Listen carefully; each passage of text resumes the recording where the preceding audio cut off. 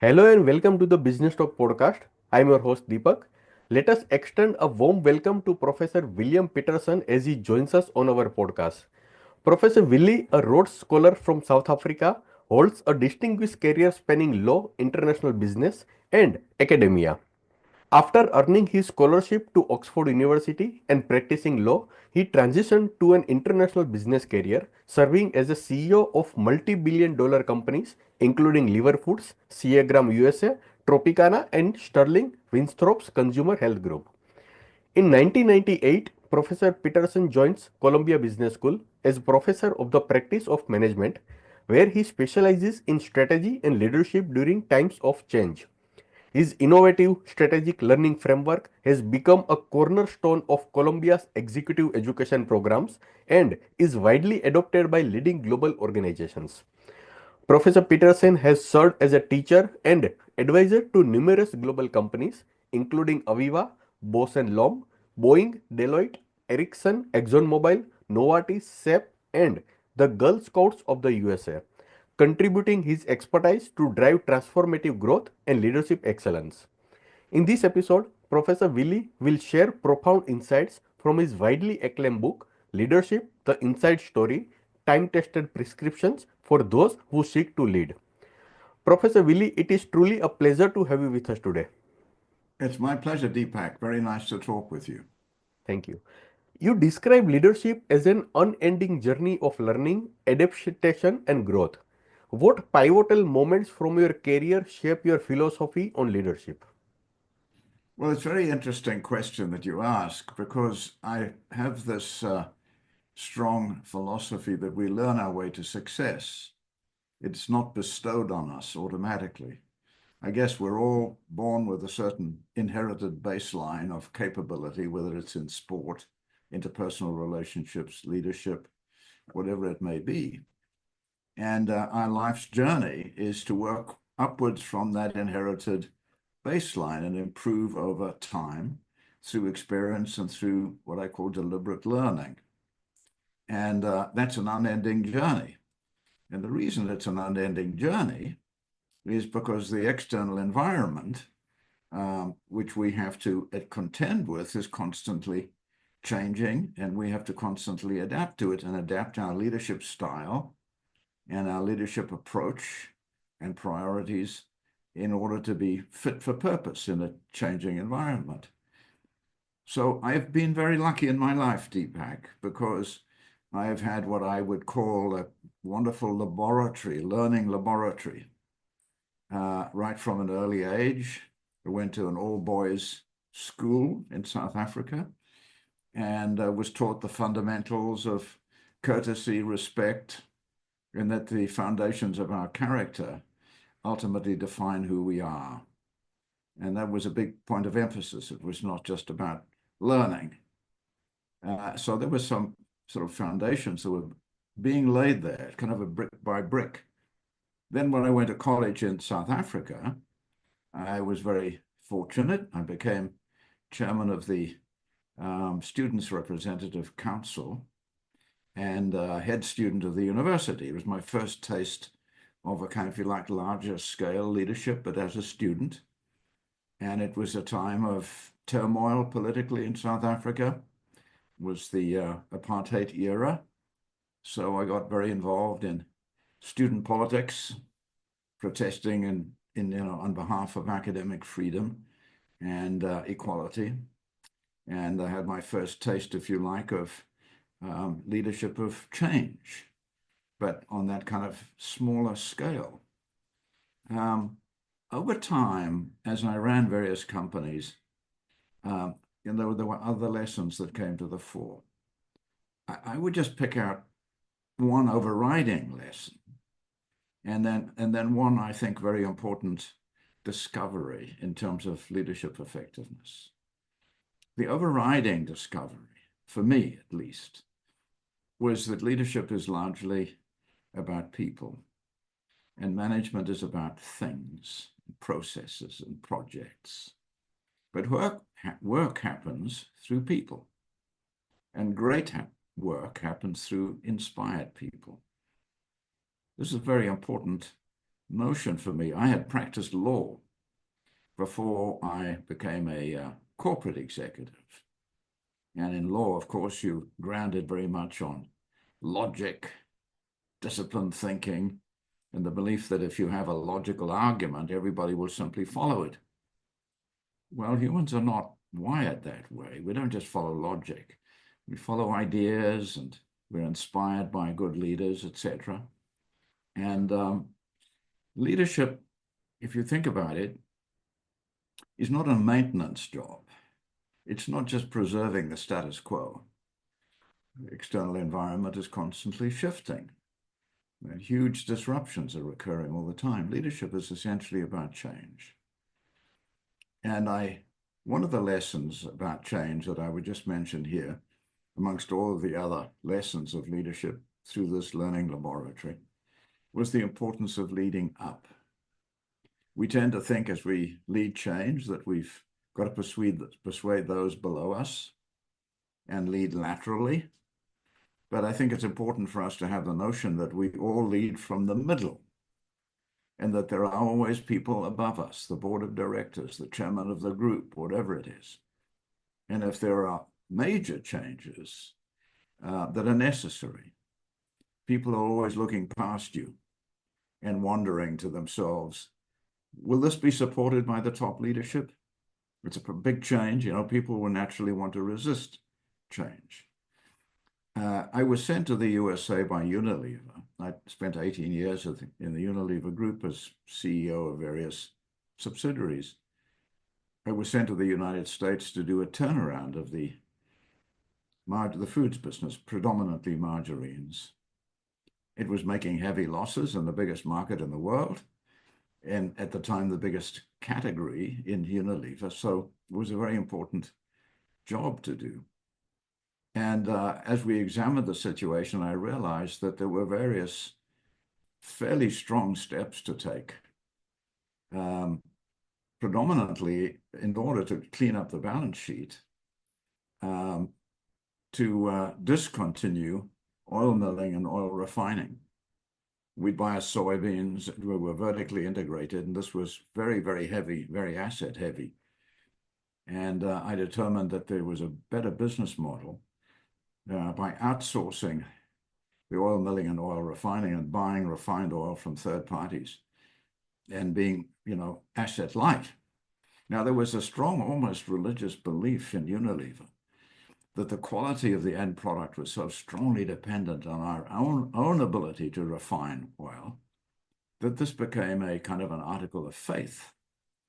And so when I developed this approach, the people that I was working with in New York said, the people in London, the headquarters, will never support this because of this kind of approach, this article of faith.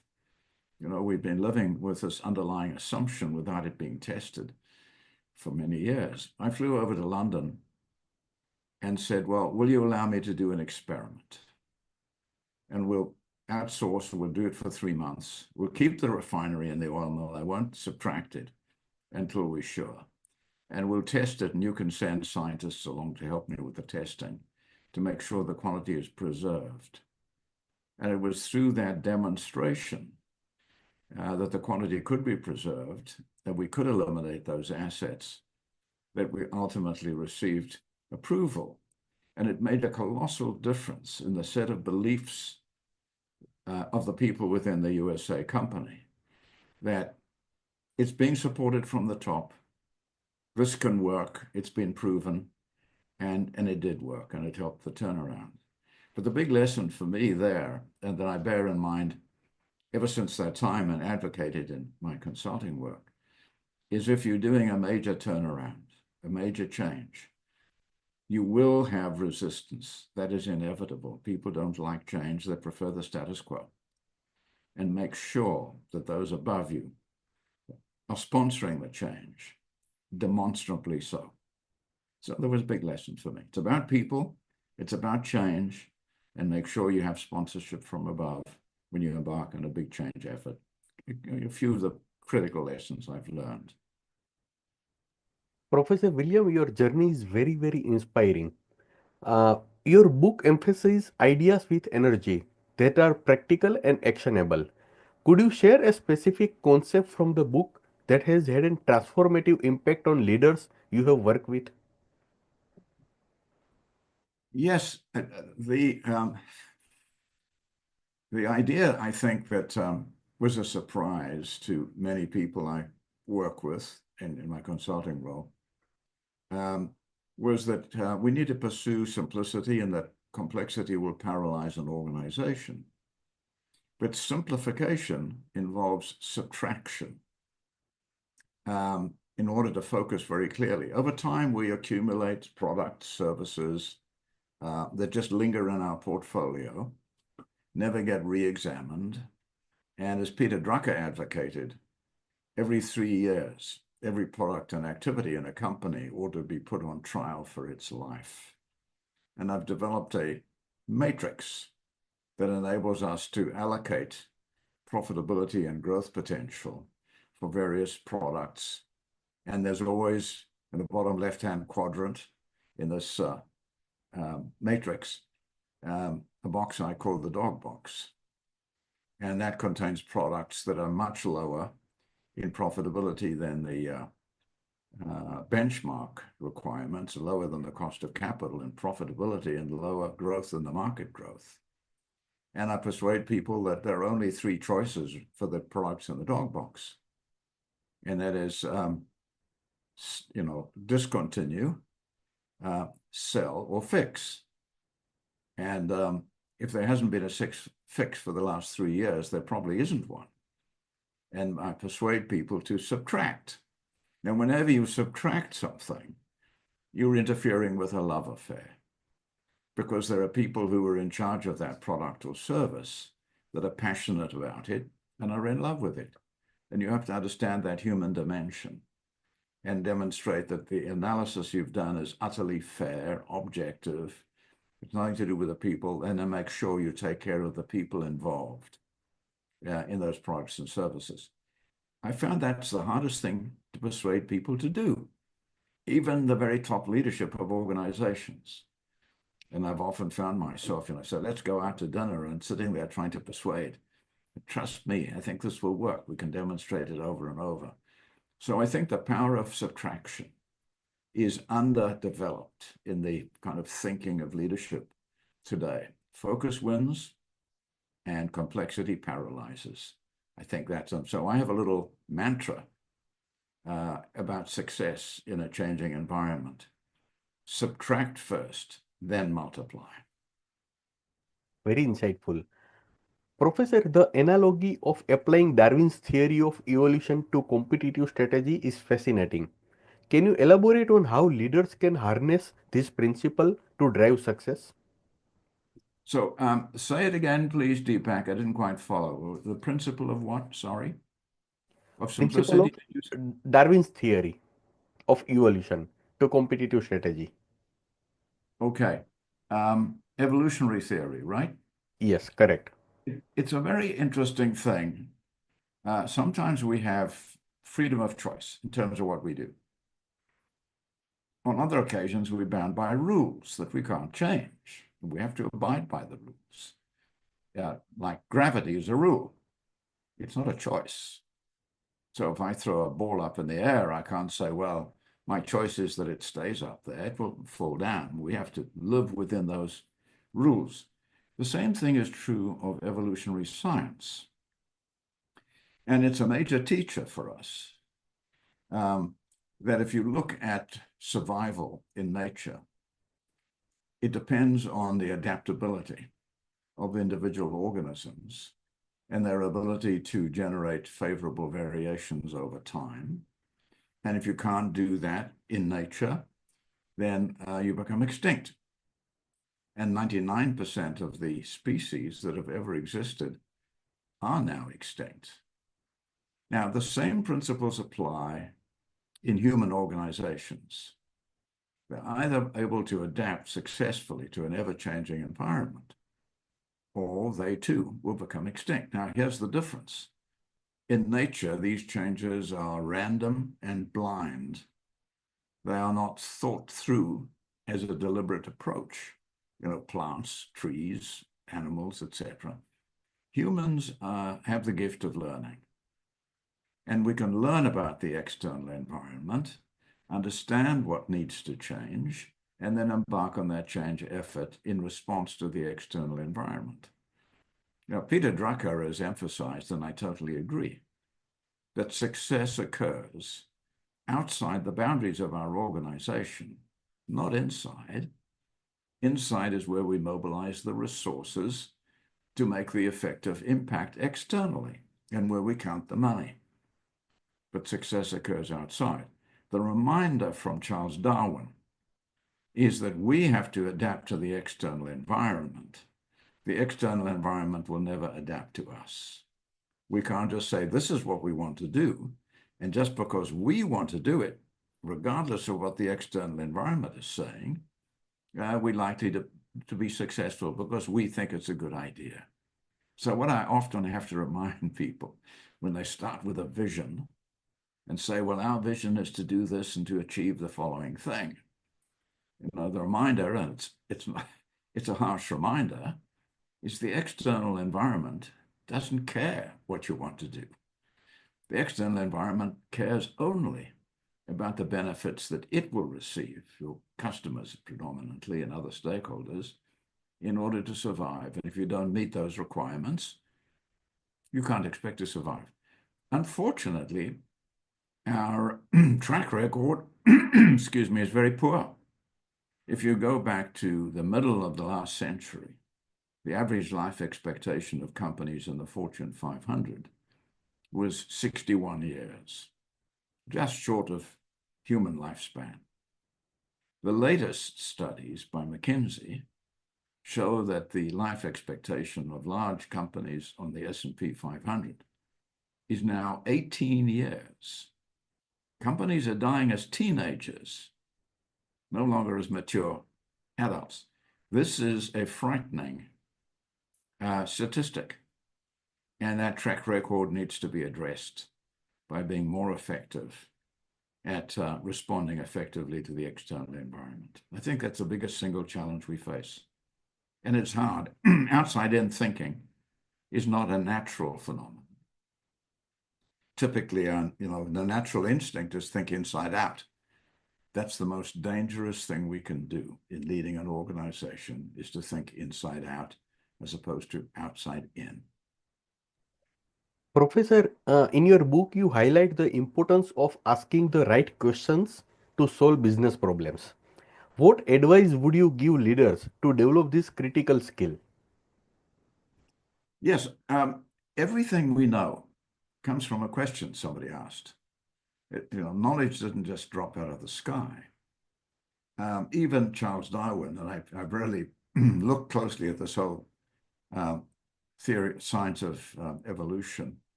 He started his book, Origin of Species, with a set of questions that I've got in my little portfolio of information in my learning journal.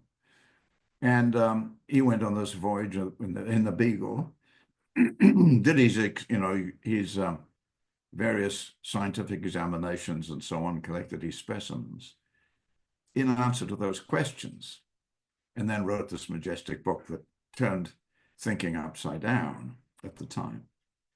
The art of asking the right questions. Those are our portals of discovery as we learn our way forward. So when we talk about the importance of learning, we're talking about the importance of asking the right questions, because those unlock insights.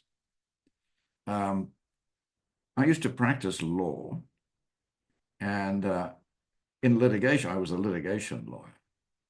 And in litigation, cross-examination, where questions are used as weapons to try and uncover dishonesty and so on. Good learning questions are the opposite of using questions as weapons. So we have to learn to ask inviting questions. And I think the answer is, what I find as just tips to do this well, is don't put people on trial.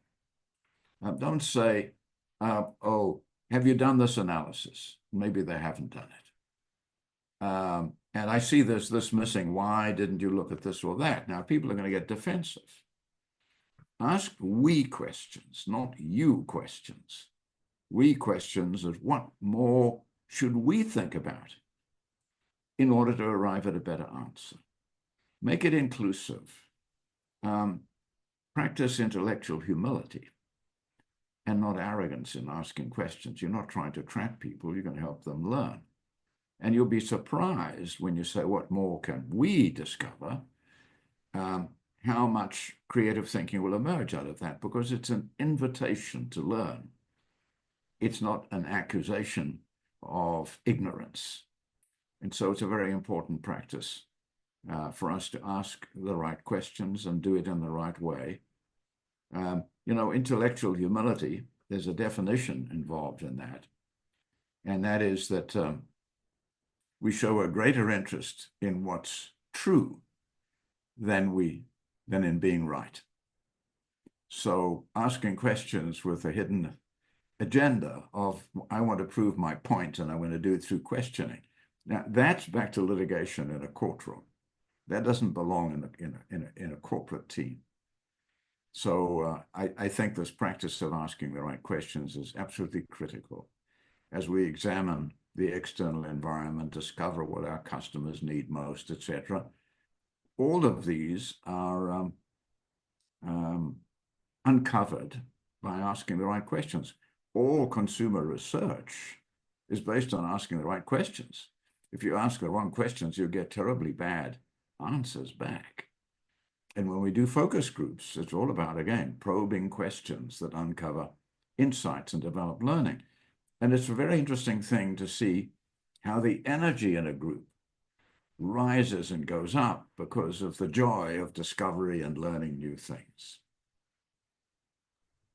Professor, nonverbal communication plays a key role in leadership. What are common ways of leader underestimate its impact and how can they improve? Yeah, we think about leadership very often as ability to make great speeches, persuade people, etc. There's obviously the art of persuasion. But we forget about something too easily. And that is that everything we do carries symbolic fallout of some kind or another. Ralph Waldo Emerson, the American philosopher of the last century, made this wonderful comment when he said, "What you do speaks so loudly that I cannot hear what you say." So our actions do literally speak louder than words. And when there's a conflict between our actions and our words, people will look at our actions more strongly. So this is a critically important thing. Who you spend your time with, people are watching. When you walk into the office, do you have a spring in your step? Do you have a smile? Or do you walk in all hunched over and looking serious, because that infects the whole mood in the office? So I remember visiting a client of a company in South Africa, and a young CEO who was doing very well. And I picked up the vibe from everybody I spoke to that they really, really liked this guy. His name was Ian. They really liked him a lot. And I was at their offices for a set of meetings, and we had to move from one meeting to another meeting in a different conference room. And that meant walking along the corridor, and Ian and I were walking along the corridor. And, like any busy place, you encounter people coming the other way and you say hi. And something noticeable happened to me. And that is that he stopped with every single person that came by and had a brief word with them, a personal word with them, that showed that he knew who they were as individuals. He might say, "Oh, I know you played a soccer game last weekend. How did it go?" Second one, "I know your wife has been ill. Is she feeling better now? Glad to hear it." Just a little personal touch. And it's an interesting thing is when you spend time with somebody, you show them that you value them as human beings. because time is the scarcest resource of all. Now, lives consist of a timeline. And when you give part of that timeline to somebody, you're really showing that you value them. Now, I was struck by this. And I thought about it at the end of the day that every time we stopped and chatted, I felt a little bit kind of impatient. I thought, well, we've got this next meeting to go to. We don't want to be late. We're kind of wasting time. We weren't wasting time. I mean, this was the reason that everybody admired and liked this guy tremendously. And it was that kind of, it wasn't what he said so much. It was the fact that he stopped and spent time. And, that's kind of another lesson. Simple one, but I think a vital one that illustrates that it's about people. Leadership is about people, and symbolism matters. And the symbolism conveys a story. It conveys a set of values and an attitude to the people you seek to lead. I'm going to put on a different pair of glasses because these go a little bit dark in the bright light. I hope that's better. Yeah, so I think thing to remember, and it's sometimes hard, in a busy life and under a lot of pressure, is everything you do is symbolic as a leader. And don't forget that everybody is watching. Trust is a cornerstone of effective leadership. Could you elaborate on 5 crucial characteristics of a leader must have to earn the trust of others? Yes, without trust, leadership is broken. And, trust can be broken in an instant and can take years to repair. We just look at what's happening within the Boeing company right now, where the company has created a number of mistakes, despite the fact that, as you probably read about in the press, they had 2 plane crashes, and then a door flew off the fuselage in mid-flight, and all due to lapses in quality, and all due to cutting corners and pursuing profit and efficiency rather than safety, which had been the cornerstone of Boeing for many years. And engineers had tried to send the message up the line, pointing this out and saying, we need to pay greater attention to this. Sooner or later, something bad is going to happen. The message was never really acted upon by the senior leadership. And that's led to a collapse in their financial performance. It set a lot of doubt in the minds of their customers. And it's created a kind of a breach of belief and trust and engagement within the ranks of the organization. Now, to fix that situation in Boeing is going to require operational changes and people changes in the way that people are dealt with to restore trust, commitment, and faith in what Boeing is attempting to do. So there are rules, I think, of building trust. It's not, when we generalize, we really can't act on a generalization.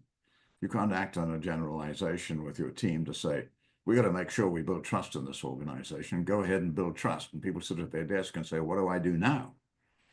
So I have developed 5 basic building blocks, which enable us to measure trust, to understand what it is, the components of trust, and work as a team to constantly improve those elements.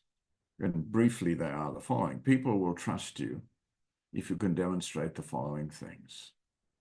First one, I understand your needs.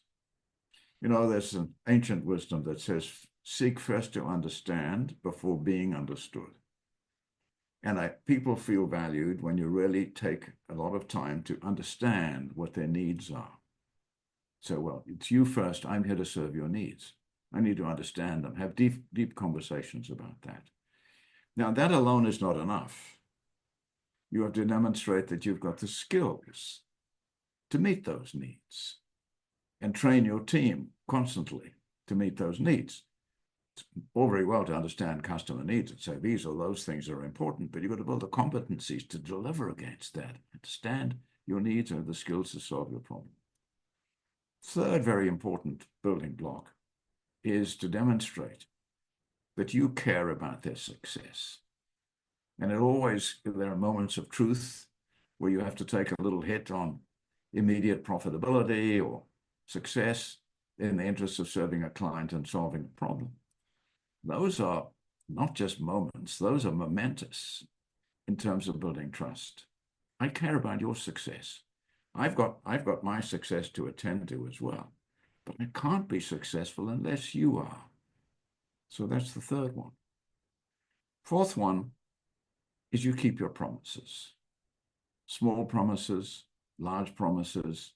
Be careful when you make a promise. Keep your promises. Consistency lies at the heart of trust. When you make a promise, people will say, okay, I know what's going to happen. The promise has been made. And the final and fifth one is you are a truth teller.